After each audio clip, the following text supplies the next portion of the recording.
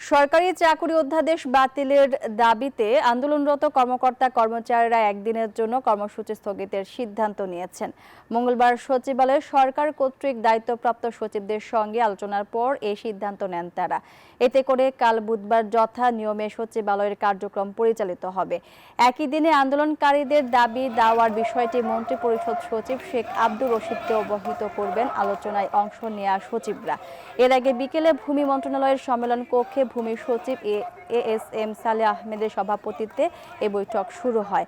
তার সঙ্গে বৈঠকে সরকারের পক্ষে আরও উপস্থিত ছিলেন স্থানীয় সরকার এবং গৃহায়ন ও গণপূর্ত মন্ত্রণালয়ের সচিব।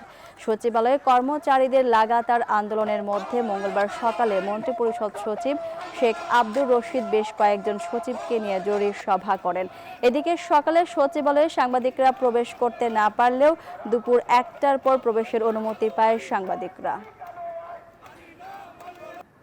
আমরা যাদের শান্ত রাখার জন্য যে তারা যেন কোনো সহিংসতা না করে, এই জন্য আমরা কিছু সিনিয়র অফিসার, এই যে যারা ক্যাবিনেট সেক্রেটারি, তারপরে জনপ্রশাসন সচিব, স্বরাষ্ট্র সচিব, এদের সঙ্গে আমরা যোগাযোগ রক্ষা করব। সে অন্যায়, অমূলক, অবৈধ আইন সম্পূর্ণরূপে প্রত্যাহার না হওয়া পর্যন্ত আমাদের সাংগঠনিক এবং কার্যক্রম বা কর্মসূচি চলমান থাকবে। যে সব জায়গাতেই আন্দোলন স্প্রেড করেছে এবং এটা আন্দোলন তাও চালিয়ে যাবে, আমরাও চালিয়ে যাব, তার আমাদের নির্দেশনা অপেক্ষা ছিল।